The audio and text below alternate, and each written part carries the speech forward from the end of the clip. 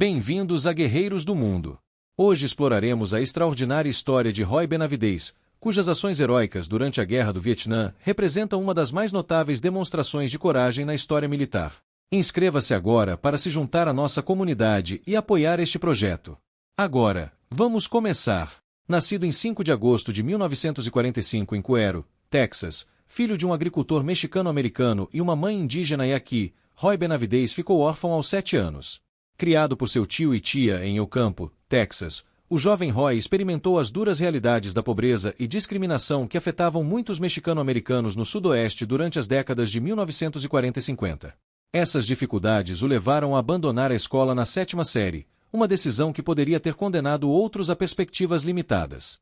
Aos 19 anos, após um breve período como trabalhador agrícola, Benavidez se alistou na Guarda Nacional do Exército do Texas em 1955 e se transferiu para o Exército Regular em 1959.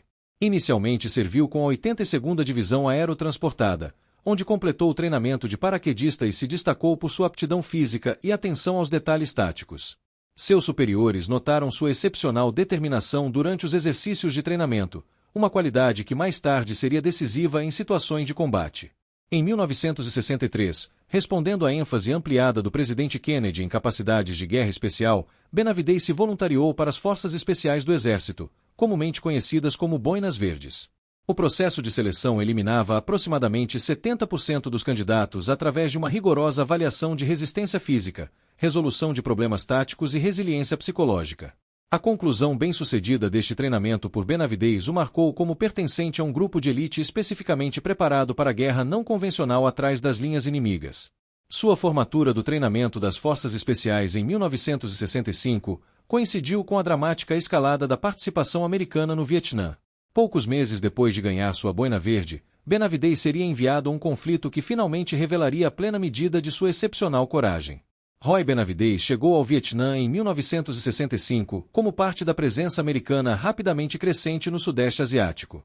Designado para uma equipe de assessores com o 5º Grupo de Forças Especiais, ele se juntou ao perfil distintivo de missão que separava as Forças Especiais das unidades militares convencionais.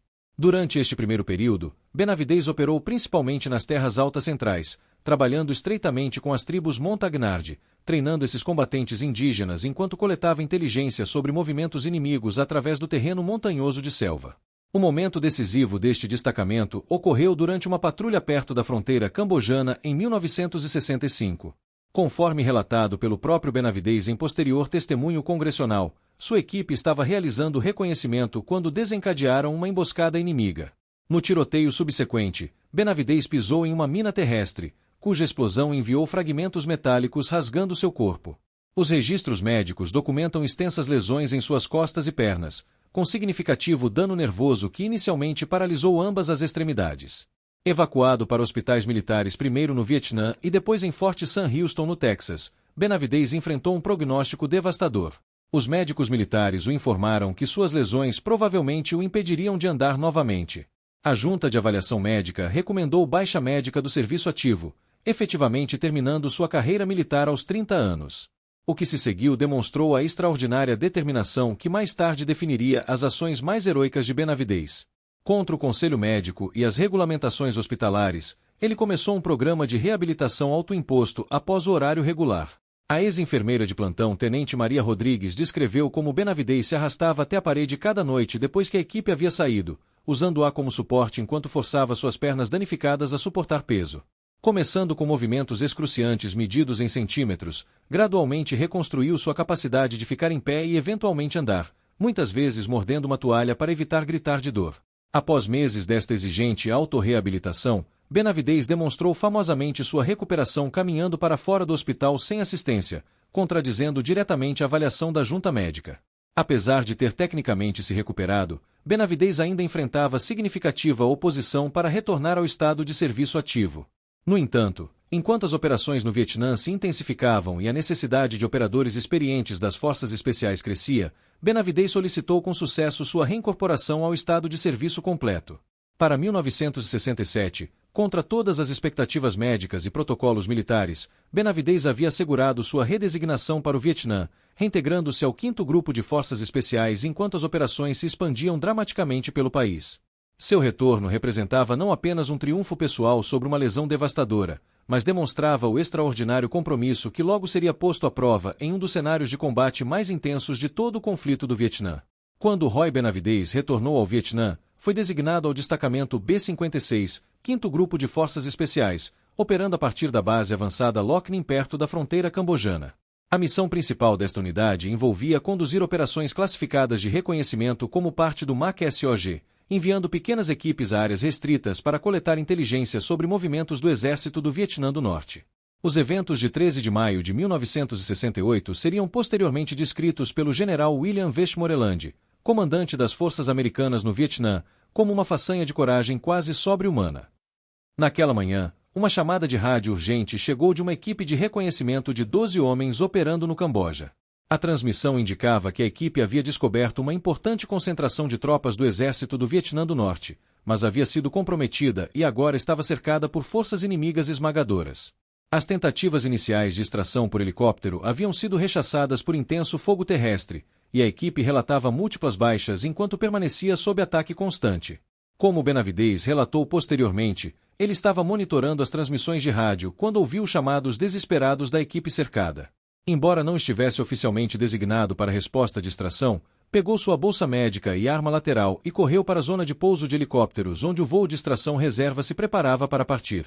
Segundo o relatório pós-ação do piloto do helicóptero, Benavidez chegou carregando apenas um kit médico e uma faca, insistindo em se juntar à missão apesar de não estar na lista. Enquanto o helicóptero pairava aproximadamente a 3 metros acima da clareira, incapaz de pousar devido ao fogo inimigo, Benavidez tomou a decisão de saltar da aeronave carregando apenas sua bolsa médica e uma faca. O artilheiro de porta do helicóptero, especialista Eric Davis, testemunhou posteriormente que imediatamente ao tocar o solo, Benavidez foi ferido tanto por fogo de armas pequenas quanto por fragmentos de granada, sofrendo lesões em seu rosto e costas. Apesar destes ferimentos iniciais, prosseguiu através de intenso fogo inimigo em direção à posição da equipe de reconhecimento cercada aproximadamente a 70 metros de distância.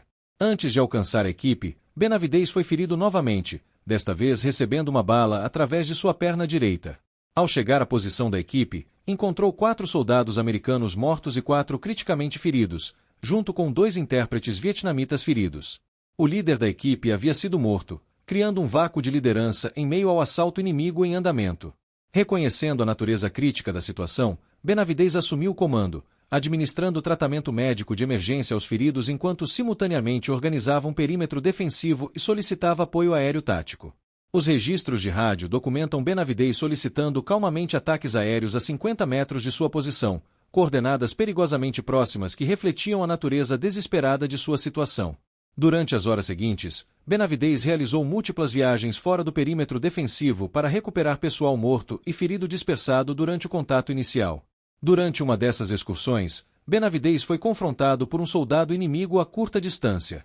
Tendo esgotado sua munição, Benavidez entrou em combate corpo a corpo, usando sua faca para eliminar a ameaça, mas sofrendo ferimentos adicionais no processo. Durante este período, Benavidez coordenou a chegada de múltiplos helicópteros de extração, cada um dos quais recebeu fogo devastador enquanto tentava pousar.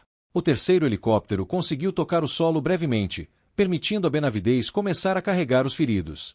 Durante este processo, Benavidez foi ferido novamente por fogo de armas pequenas em seu abdômen e fragmentos de granada em suas costas.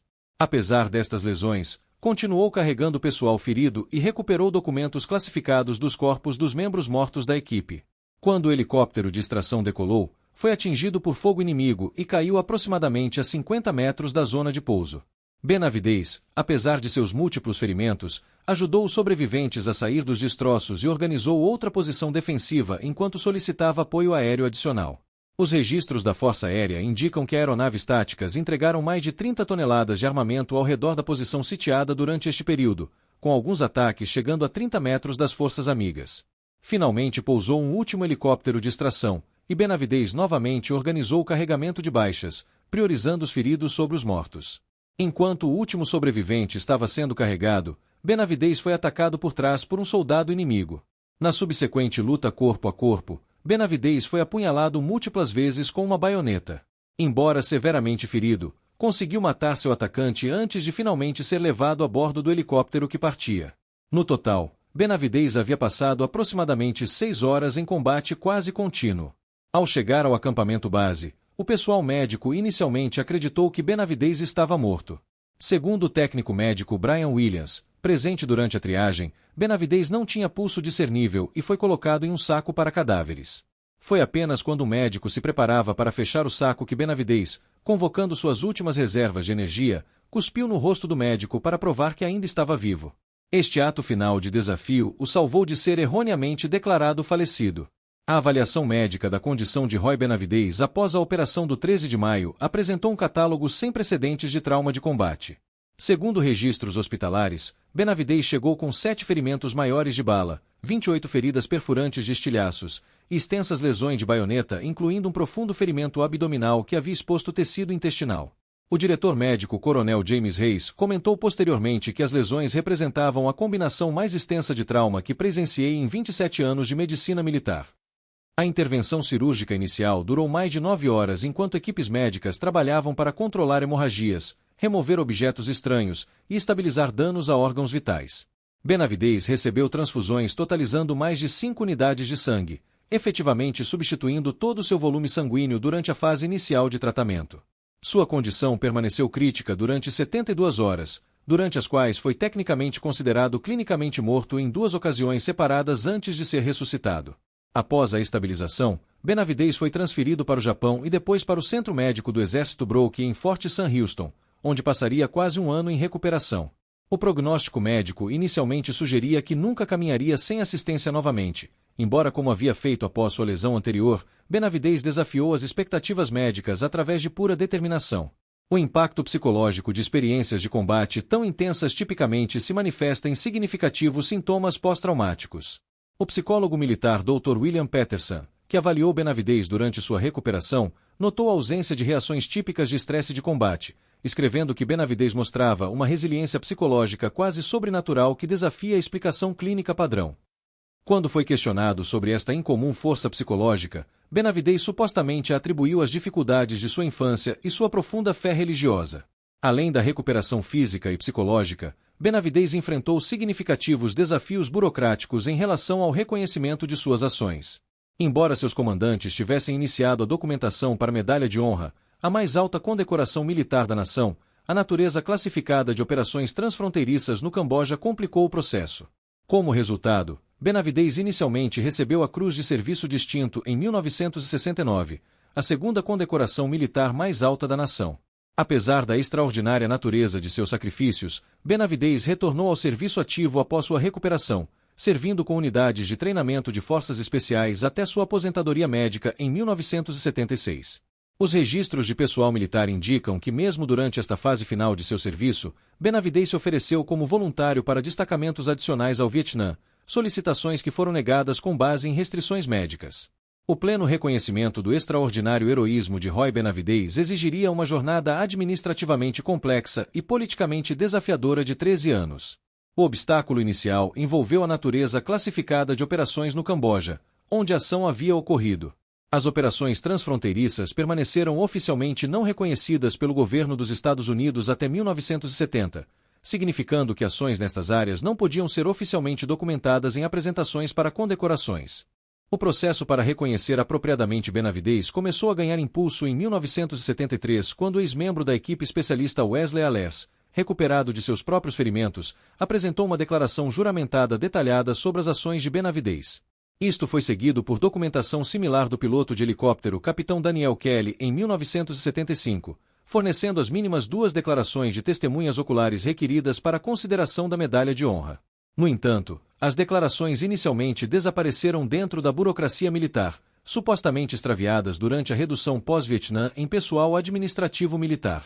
Um avanço significativo chegou em 1979, quando o general John Vesey estava lendo The Great Raid, um livro recém-publicado sobre operações de forças especiais, e encontrou o detalhado relato das ações de Benavidez. Reconhecendo que a conduta descrita claramente merecia a mais alta condecoração militar da nação, Vesey iniciou uma investigação formal sobre por que Benavidez havia recebido apenas a Cruz de Serviço Distinto. Esta tensão de alto nível efetivamente superou as barreiras administrativas que previamente haviam estagnado o caso. O processo de revisão formal avançou com notável rapidez. A Junta de Condecorações do Exército convocou um painel especial em 1980 para avaliar a evidência acumulada, incluindo registros médicos recém-descobertos que corroboravam a extraordinária natureza dos ferimentos de Benavidez. A recomendação unânime da Junta para elevar a condecoração à Medalha de Honra foi rapidamente aprovada e enviada ao Departamento de Defesa para revisão final. Em 24 de fevereiro de 1981, o presidente Ronald Reagan apresentou a Medalha de Honra ao sargento-mestre Roy Benavidez em uma cerimônia na Casa Branca. A citação oficial resumiu suas ações, sua intrépida liderança pessoal, tenaz devoção ao dever e ações extremamente valentes frente a probabilidades esmagadoras estiveram à altura das mais altas tradições do serviço militar e refletem o máximo crédito sobre ele e o Exército dos Estados Unidos. Reagan mesmo foi além da linguagem formal da citação, comentando durante a cerimônia que se a história de seu heroísmo fosse um roteiro de filme, você não acreditaria. Este reconhecimento, embora atrasado por 13 anos, representou o completo reconhecimento institucional do extraordinário valor de Benavidez sob fogo. A Medalha de Honra trouxe a Benavidez significativa atenção pública, que ele aproveitou para avançar causas importantes para ele. Tornou-se um ativo palestrante em escolas, particularmente em comunidades desfavorecidas, compartilhando sua jornada desde a pobreza infantil até a distinção militar. O pesquisador educacional Dr. Carlos Martinez documentou aumentos estatisticamente significativos em recrutamento militar entre americanos hispânicos em regiões onde Benavidez realizou apresentações. Benavidez também se tornou um franco defensor da reforma de assuntos de veteranos, testemunhando perante o Congresso a respeito dos desafios enfrentados por veteranos do Vietnã. Durante uma audiência congressional particularmente dramática em 1983 sobre propostas de cortes a benefícios por incapacidade para veteranos, Benavidez silenciou a sala de audiências abrindo sua camisa para revelar suas extensas cicatrizes, perguntando: são estes os tipos de sacrifícios para os quais vocês querem cortar apoio? A legislação proposta foi posteriormente retirada. Em seus últimos anos, Benavidez escreveu 2 obras autobiográficas, As 3 Guerras de Roy Benavidez e Medalha de Honra, a história de um guerreiro do Vietnã, que forneceram detalhados relatos em primeira mão de suas experiências. Continuou suas apresentações públicas até que sua saúde se deteriorou devido a complicações por diabetes, uma condição que seus médicos vincularam à exposição ao agente laranja durante seu serviço no Vietnã. Roy Benavidez faleceu em 29 de novembro de 1998, aos 63 anos, e foi enterrado com todas as honras militares no Cemitério Nacional de Fort Sam Houston. Seu legado continua através de múltiplos reconhecimentos militares, incluindo o USNS Benavidez, um navio do Comando de Transporte Marítimo Militar, a Escola Primária Roy P. Benavidez em Houston, Texas, e o Complexo Logístico de Operações Especiais Sargento Mestre Roy P. Benavidez em Fort Bragg. Talvez mais significativamente, sua história se tornou material de instrução padrão no curso de qualificação de Forças Especiais do Exército dos Estados Unidos, onde novas gerações de boinas verdes estudam suas ações como máximo exemplo do ethos de Forças Especiais de coragem, engenhosidade e serviço abnegado. A vida de Roy Benavidez oferece poderosas lições sobre o potencial humano e o serviço abnegado. De origens desfavorecidas marcadas por pobreza, discriminação e educação limitada, ele se elevou para exemplificar os mais altos ideais de valor militar.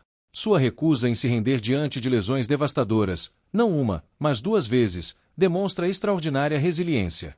Sua disposição para arriscar tudo para salvar seus camaradas, apesar de enfrentar probabilidades esmagadoras, reflete uma profundidade de caráter que transcende as limitações humanas normais. Em muitos sentidos, a história de Roy Benavidez representa a jornada americana por excelência, de origens imigrantes marginalizadas a herói nacional. No entanto, seu legado se estende além das fronteiras americanas, servindo como um exemplo universal de como a coragem, a determinação e o altruísmo podem superar obstáculos aparentemente intransponíveis. Para profissionais militares em todo o mundo, suas ações em 13 de maio de 1968 permanecem como um ponto de referência duradouro do que é possível nas circunstâncias mais extremas. Inscreva-se agora, torne-se membro, ative as notificações, compartilhe este vídeo com seus amigos e deixe um comentário para que possamos comparar nossos conhecimentos e fontes. Obrigado por seguir nosso canal. Até nossa próxima jornada estratégica, aqui em Guerreiros do Mundo.